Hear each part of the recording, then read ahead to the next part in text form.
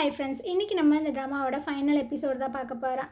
So ட்ராமாவோட opening சீனில் நம்ம ஹீரோனை காட்டுறாங்க. பார்த்திங்கன்னா காரில் வந்து இறங்கிட்டு இருக்கான். வாய்ஸ் ஓவரில் சில விஷயங்கள் கேட்குது. ஹீரோ காணாமல் போய் இதோட 4 வருஷம் ஆச்சு. அவன் எங்கே போனான், என்ன பண்ணுறான் அப்படின்றதே தெரியல. ஆனால் ஹீரோட ஃபேமிலி வந்துட்டு என் பையனை பார்க்குறதுக்கு அலோவ் பண்ணியிருக்காங்க. அதுவும் வருஷத்தில் ஒரு டைம் தான் வந்து பார்க்கணுமா. ஹீரோன் பார்த்திங்கன்னா உள்ளே வரா. இவங்க பையன் வந்துட்டு அழகாக உட்காந்து படிச்சுட்ருக்கான். இவனும் ஹோலி அப்படின்ற மாதிரி கூப்பிடும்போது அவனும் திரும்பி பார்க்குறான். அம்மா வந்துட்டிங்களா, ஆனால் நீங்கள் ஏன் வருஷத்தில் ஒரு டைம் மட்டும் என்னை வந்து பார்க்குறீங்க அப்படின்னு. அவள் ஒரு மாதிரி சிரிக்கிறா. நீ என் கூட சைனாக்கு வரியா அப்படின்னு. இல்லை, தாத்தா பாட்டி என்னை அலோவ் பண்ண மாட்டாங்க அப்படின்ற மாதிரி க்யூட்டாக சொல்லிகிட்டு இருக்கான். ஸோ இவனும் லைட்டாக ஸ்மைல் பண்ணிவிட்டா. ஹீரோவோட அம்மாவை மீட் பண்ணுறதுக்காக தான் வந்துட்டுருக்கா. அவங்களும் சொல்கிறாங்க, நாளைக்கு எங்கள் கம்பெனிலேருந்து அஃபிஷியலாக நாங்கள் அனௌன்ஸ் பண்ண போகிறோம், ஹீரோ வந்து இறந்து போயிட்டான் அப்படின்னு. இவளுக்கா ஒரு மாதிரியாக இருக்குது. ஹீரோ வந்து சாக கிடையாது, கண்டிப்பாக அவன் வருவான், ஏன் இப்படி பண்ணுறீங்க. அவன் காணாமல் போய் 4 வருஷம் ஆச்சு. அவனை தேடாத இடம் கிடையாது, போகாத ஊர் கிடையாது. எங்கே இருக்கான், என்ன பண்ணுறானே தெரில. ஸோ இப்படியே கண்டினியூ பண்ண முடியாது அப்படின்னு. ஹீரோயினுக்கும் என்ன பண்ணுறதுன்னு தெரில. சரி அதை விடுங்க, ஹோலியை என் கூட சைனாக்கு அனுப்பிச்சி வைங்க அப்படின்னு. ஐயையோ, அவன் ரொம்ப சின்ன பையன், அவன்லாம் அதெல்லாம் அனுப்ப முடியாது அப்படின்னு. அவனுக்கு 4 வயசு ஆயிடுச்சு. இதே வீட்டுக்குள்ளே வச்சு பூட்டி பூட்டி வைக்க போகிறீங்களா? வெளி உலக வாழ்க்கைனா அவனுக்கு என்னென்னு தெரிய வேணாமா, 4 இடத்துக்கு அவன் போக வேணாமா அப்படின்னு. அதெல்லாம் ரொம்ப டேஞ்சர் அப்படின்ற மாதிரி இந்த அம்மா சொல்லுது. அப்போ ஹோலி பார்த்திங்கன்னா வந்துட்டுருக்கான். பாட்டி, நான் அம்மா கூட சைனா போகிறேன், ப்ளீஸ் என்னை விடுங்க அப்படின்னு. ஸோ இதுக்கும் என்ன பண்ணுறதுன்னு தெரில. சரி பண்ணி பார்த்து போ அப்படின்னு. ஹீரோயின் பார்த்திங்கன்னா மறுநாளே சைனா வந்துட்டாங்க. ஸோ அவங்க வந்து ஃபாரினில் இருப்பாங்க போல். ஹீரோயின் பார்த்திங்கன்னா இப்போ ஒரு சின்ன ஆர்ட் கேலரி தான் வச்சுருக்கா. ஸோ ட்ரா பண்ணி அதை அப்படியே செல் பண்ணுறது, இந்த மாதிரி தான் அவளோட வாழ்க்கையை ஓட்டிகிட்ருக்கா. அப்போ பார்த்திங்கன்னா யாரோ வர மாதிரி இருக்குது. வேகமாக அவள் அப்படியே முழிச்சு பார்க்குறோம், ஹீரோ தான் வந்துட்டானோ அப்படின்னு. ஆனால் அங்கே வந்தது பட்லர் தான். பட்லருமே சொல்லிகிட்ருக்கான், நீங்கள் ஹீரோக்காக வெயிட் பண்ணாதீங்க, அவர் ரிட்டன் வரப்போகிறது இல்லை அப்படின்னு.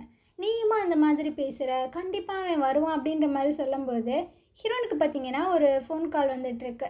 ஹீரோ வந்துட்டு எங்கே இருக்கான் அப்படின்றது எனக்கு தெரியும்னு. பார்த்திங்கன்னா ஷாக் ஆகிடுறா. ஏன் நீ மோனா தானே, ஹீரோ நீ என்ன தான் பண்ணுன அப்படின்னு. பரவாயில்லையே, இவ்வளோ வருஷம் ஆகியும் என்னோடய பேரை ஞாபகம் வச்சுருக்க அப்படின்னு. ஸோ ஹீரோனுக்கு நல்லாவே தெரியுது ஹீரோ உயிரோட தான் இருக்கான், அதுவும் மோனா தான் ஏதோ பண்ணியிருக்கா அப்படின்னு. மறுநாள் காலையில் எல்லா ரிப்போர்ட்டர்ஸுமே கம்பெனி வாசல் முன்னாடி தான் வெயிட் பண்ணிகிட்ருக்காங்க. அந்த இடத்துல ஹீரோயினு, ஹோலி, அப்புறம் அந்த பட்லர் 3 பேருமே தான் வெயிட் பண்ணிகிட்ருக்காங்க. ஸோ அப்போ பார்த்திங்கன்னா ஒரு ஒயிட் கலரில் ஒரு கார் வருது. உள்ளே பார்த்திங்கன்னா ஹீரோ இருக்கான். ஹீரோயினுக்குலாம் அதை பார்த்து அதிர்ச்சியாக இருக்குது. ஸோ அவன் பார்த்திங்கன்னா கெத்தாக போயிட்டு பேசிகிட்டு இருக்கான். சார், நீங்கள் எங்கே போயிருந்தீங்க, 4 வருஷம் என்ன ஆச்சு அப்படி இப்படின்னு. நான் ரிட்டன் வந்துட்டேன், அதை மட்டும் நியூஸாக எழுதுங்க அப்படின்னு. அவன் உள்ளே போயிட்டே இருக்கான். ஹீரோனுக்கு அங்கே ஆனந்த கண்ணீரே வந்துட்டுருக்கு. ஸோ அவங்க பையனை கூட்டிகிட்டு வந்துட்டுருக்காங்க, ஹீரோ மீட் பண்ணலாம் அப்படின்னு. அந்த பிஏ பொண்ணு வந்து சொல்லிகிட்ருக்கா, அவங்க மீட்டிங்கில் இருக்காங்க, ஸோ நீங்கள் வெயிட் பண்ணுங்கள் அப்படின்னு. எவ்வளோ வெயிட் பண்ணுறா, நைட்டே ஆயிடுச்சு. ஆனால் ஹீரோ வந்துட்டு வந்து மீட் பண்ண பாடே இல்லை. அந்த பொண்ணு வந்து கேட்குறா, ஹீரோ வந்து போயிட்டாரு மீட்டிங் முடிஞ்சு 1 மணி நேரத்துக்கு முன்னாடி, உங்களை வந்து மீட் பண்ணலையா அப்படின்னு. இவளுக்கா ஒரு மாதிரி ஆயிடுது. என்னடா இது, அவன் நம்மளை பார்க்காமே போயிட்டானா அப்படின்னு. ஹீரோன் பார்த்திங்கன்னா ரொம்பவே சோகமாக வீட்டில் ஃபீல் பண்ணிகிட்டு இருக்கும்போது ஒரு பையன்தான் வந்துட்டுருக்கான். இவளும் கேட்குறான், யாருப்பா நீ அப்படின்ட்டு. ஆனால் அவன் எதுவுமே சொல்ல கிடையாது. ஒரு பொக்கையை மட்டும் எடுத்து கொடுக்குறான். ஹீரோட்டேருந்து வந்திருக்கும் போல். ஸோ ரொம்ப ஹாப்பியாக வந்துட்டுருக்கான். ஹீரோ பார்த்திங்கன்னா மேலேருந்து ஏதோ டாக்குமெண்ட்டை படிச்சுட்டு வந்துட்டுருக்கான்.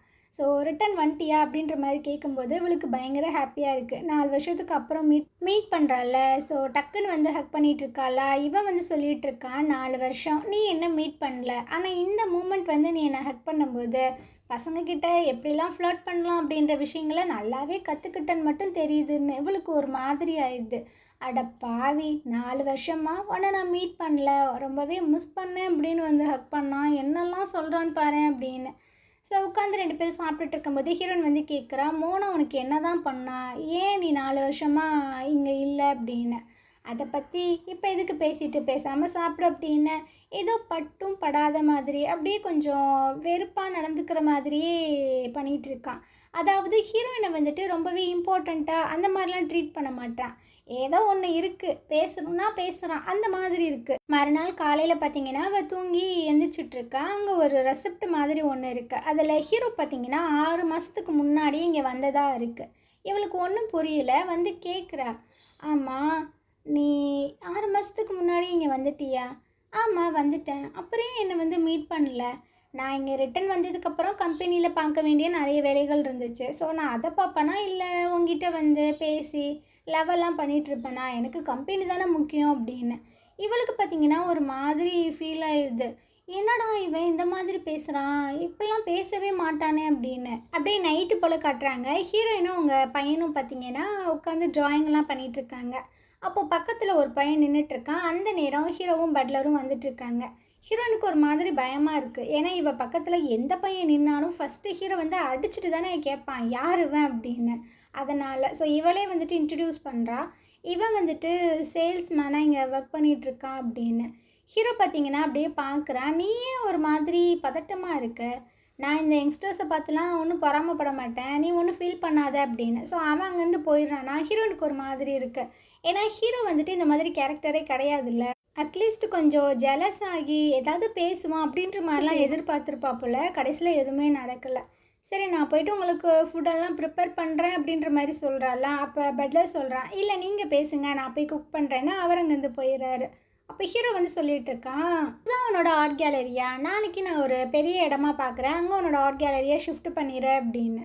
இவன் வந்துட்டு இல்லை வேண்டாம் இதுவே எனக்கு போதும் அப்படின்ற மாதிரி சொல்லும்போது, என்ன பேசிகிட்டு இருக்க, நீ என்னோடய ஒய்ஃப் ஆக போகிற, ஸோ நீ இங்கே இருக்கிறது எனக்கு தான் அசிங்கம், 4 பேர் என்ன பேசுவாங்க அப்படின்னு. இவளுக்கு ஒரு மாதிரி ஆயிடுது. ஓ நீ பேக்ரவுண்டெல்லாம் இப்போ பார்க்க ஆரம்பிச்சிட்டியா, எப்போலேருந்து இப்படி ஆன அப்படின்னு. நான் அதெல்லாம் பார்க்க கிடையாது, ஆனால் 4 பேர் பார்ப்பானுங்க, அவனுங்க என்ன சொல்லுவானுங்க, ஸோ அதனால தான் நான் சொன்னேன் அப்படின்னு. இவளுக்கு ஒரு மாதிரியாக இருக்கா. சரி நான் ஃபுட்டெல்லாம் ரெடி ஆகிடுச்சான்னு பார்க்குறேன் அப்படின்ட்டு அங்கேருந்து போயிடுறா. அப்போ அந்த வாண்டு வந்து சொல்லிகிட்டு இருக்கு, நீ ஏன் எங்கள் அம்மாவை அப்செட் பண்ணிகிட்டே இருக்க, அவங்க ரொம்பவே சோகமாகி போயிட்டாங்க, நீ வந்துட்டு ரொம்பவே மோசமான ஒரு ஆள் அப்படின்ட்டு அவன் அங்கேருந்து போயிட்டுருக்கான். ஹீரோ ஒரு மாதிரி பார்க்குறான். மறுநாள் காலையில் ஹீரோ பார்த்திங்கன்னா ப்ரெஸ் மீட் தான் கொடுத்துட்ருக்கான். அந்த நேரம் ஹீரோயின் பார்த்திங்கன்னா சரசரன்னு உள்ளே வந்துட்டுருக்கா. அவங்க முன்னாடி நான் ஒரு அனௌன்ஸ்மெண்ட் கொடுக்கணும்னு நினைக்கிறேன், நான் வந்துட்டு என்கேஜ்மெண்ட் இவனோட பண்ணிட்டேன்ல அதை நான் கேன்சல் பண்ணுறேன் அப்படின்னு. ஹீரோக்கு ஒன்றும் புரியல. ஸோ தனியாக இழுத்துட்டு வந்துட்டுருக்கான். என்னடி பேசிகிட்ருக்க, இங்கே பாரு இந்த ப்ரெஸ் மீட்டு எவ்வளோ இம்பார்ட்டண்ட்டாக உனக்கு தெரியுமா, லூசுத்தனமாக வந்து ஏதேதோ பேசிகிட்டு இருக்க, இப்போ உனக்கு என்ன பிரச்சனை, எதுக்கு என்கேஜ்மெண்ட்டை முடிச்சுக்க சொல்கிற அப்படின்னு.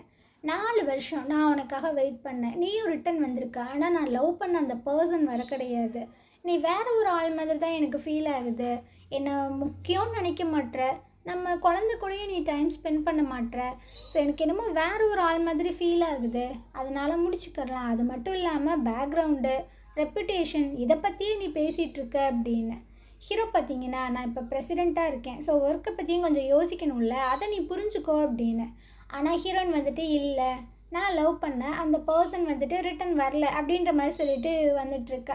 ஸோ அவங்க ஃப்ரெண்ட் இருப்பாங்களா எடிட்டர், அவங்க வந்து கேட்குறாங்க, 4 வருஷமாக நீ வெயிட் பண்ண, இப்போ ஏன்டி என்கேஜ்மெண்ட்டை முடிக்கணும்னு நினைக்கிற அப்படின்னு. நான் அவனை பிரேக்கப் பண்ணணும், அவன்கிட்ட எல்லாத்தையுமே முடிச்சுட்டு வரணும்னு நான் நினைக்கவே கிடையாது, என் பையனோட அவன் டைமே ஸ்பெண்ட் பண்ண மாட்டான், அதனால தான் நான் இந்த மாதிரி விஷயங்கள் பண்ணுறேன், அது உனக்கு சொன்னாலும் புரியாது அப்படின்னு. இப்போ இவங்க 2 பேரும் வந்துட்டு பிரிகிறாங்க அப்படின்னா குழந்தை யார்கிட்ட இருக்கணும் அப்படின்ற மாதிரி ஒரு பிரச்சனை வரும். ஸோ கொஞ்ச நாள் அம்மாட்ட கொஞ்ச நாள் அப்பா கிட்ட இப்படி தானே போகும். இப்போ அப்பா கிட்ட இருக்கணுமா.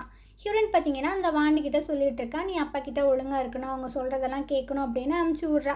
ஹீரோவும் பார்த்தீங்கன்னா அவனை ரொம்ப நல்ல விதமாக தான் பார்த்துக்கிறான். ஹீரோயின் பார்த்தீங்கன்னா அந்த வாண்டையும் ஹீரோவையும் பார்த்துட்டு போகலாம் அப்படின்றதுக்காக வந்திருக்கான். அந்த பிஏ வந்து விடமாட்டுறாங்க. இங்கே பாருங்கள் இனிமேல் நான் அவனோட ஃபியான்சி தான், ஸோ இன்னும் எங்களுக்கு ப்ராப்பராக எண்டெல்லாம் ஆகலை, நான் இங்கே இருக்கலாம் அப்படின்னு. ஸோ அந்த அம்மாவை அங்கேருந்து போயிடுது.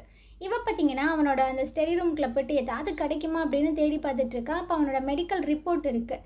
ஸோ 4 வருஷமாக இவனை பார்த்திங்கன்னா ஒரு ஜெயிலில் பூட்டி வச்சு இவனோட கோவத்தை குறைக்கணும், அதாவது அந்த மென்டல் ப்ராப்ளம் இருக்குல்ல அதை ட்ரீட் பண்ணுறதுக்காக ரொம்பவே வந்துட்டு இவனை ஹர்ட் பண்ணியிருக்காங்க.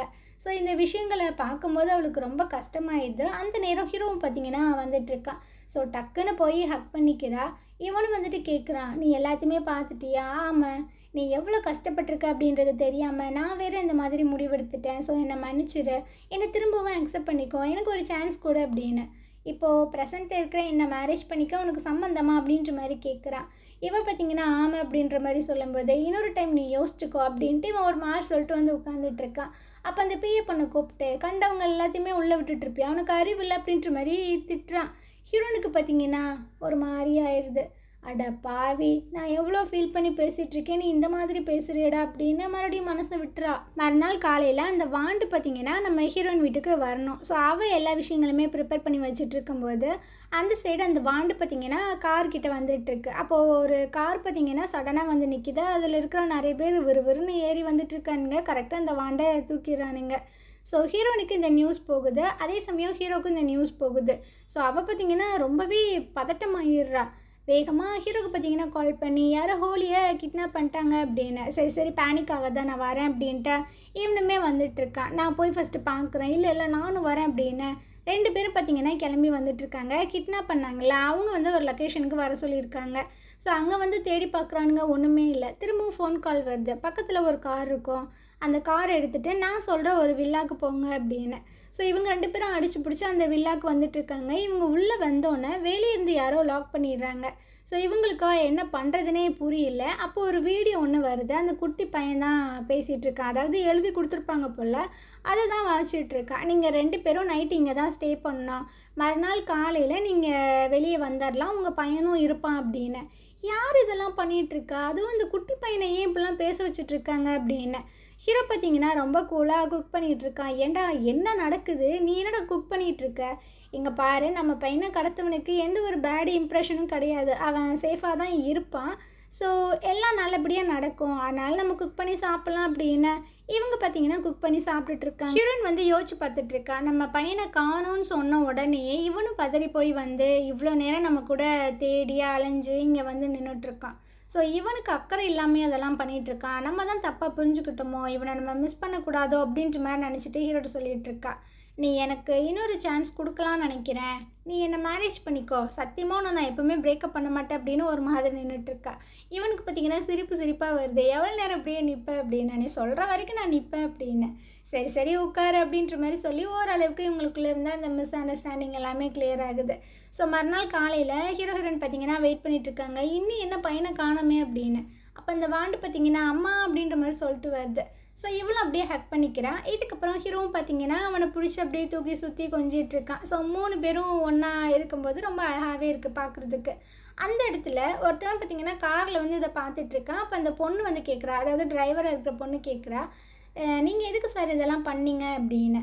இந்த ஜென்மத்தில் நான் ஹீரோயின் கூட இருக்க முடியல, பட் நெக்ஸ்ட்டு ஜென்மம்னு ஒன்று இருந்துச்சுன்னா கண்டிப்பாக எங்களோட லைஃப் வந்து ஹாப்பியாக இருக்கும், நாங்கள் 2 பேரும் ஒன்றா இருப்போம் அப்படின்ற மாதிரி சொல்லிட்டு போகிறான். ஸோ இந்த ஸ்ட்ரேஞ்சர் யார் என்ன அப்படின்றது தெரியல. இவங்க 2 பேத்துக்குள்ளே இருந்த பிரச்சனையை இந்த பையனை தூக்கி சால்வ் பண்ண வச்சுட்டான். ஸோ இதோட இந்த ட்ராமா பார்த்திங்கன்னா கம்ப்ளீட் ஆகுது. உங்களுக்கு இந்த ட்ராமா பிடிச்சிருந்துச்சா என்ன அப்படின்றத கமெண்ட் பண்ணுங்கள்.